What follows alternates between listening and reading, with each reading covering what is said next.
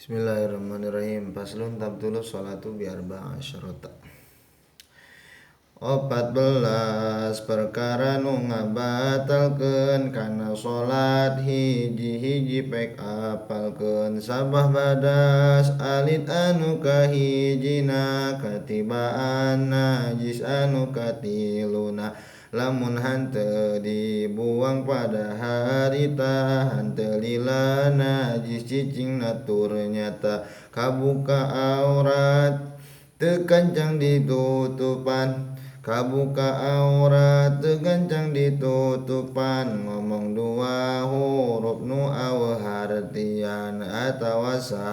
harap nu aya hartina lamun sabari ngahaja nyaritana reujeng sakur barang anu ngabatalkeun kana puasa migawe ngahajakeun barang dahar loba sok sanajan poho tilu kali robahan sanajan poho tuluy-tuluy nu tilu kali robahan najan eta robahna teh kapohoan luncat banget nenggeh banget kasalapan ngahaja nambahan rukun pagawean lamun makmum ka imam nami heulaan kudu dua rukun nu bangsa pagawean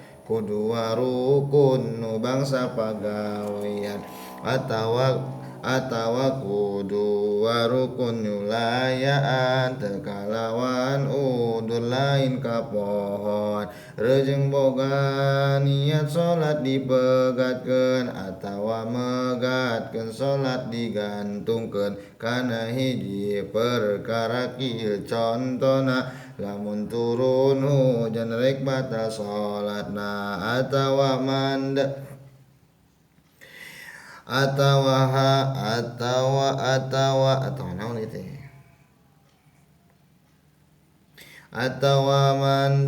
mayang megatkeunana kapeungan tah eta batal salatna. Faslun alladzi yaljamu fihi niyatul imamati dina salat anu wajib nganiatan jadi imam aya opat pek tataan salat Jumat jeung muada kaduana jeung salat nu dinadarkeun jamaahna opat salat dina jama berjamaah opat salat di jama berjamaahna jama takdim sabab hujan ngajamakna opat salat di jama berjamaahna jama takdim sabab hujan ngajamakna. Faslun syurutul qudwati 11 syarat makmum 11 nu kahijina ulah nyaho batal nu jadi imamna batal sabab hadas atawa liyana reujeng ulah nekadkeun nu kaduana makmum ulah nekadkeun wajib qodona kana salatna si imam salamina ulah makmum ka imam nu makmum deui ulah makmum ka imam anu teu ngarti makmum ulah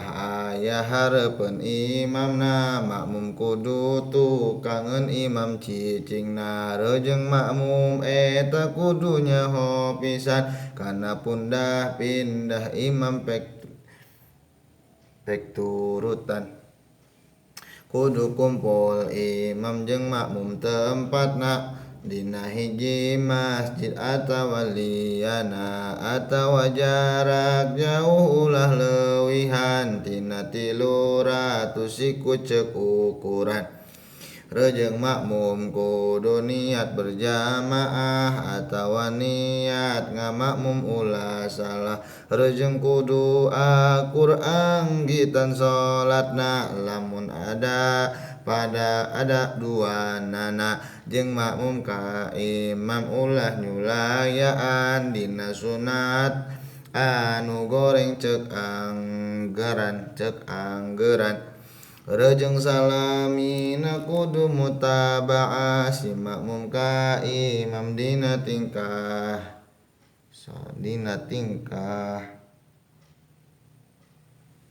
qaulah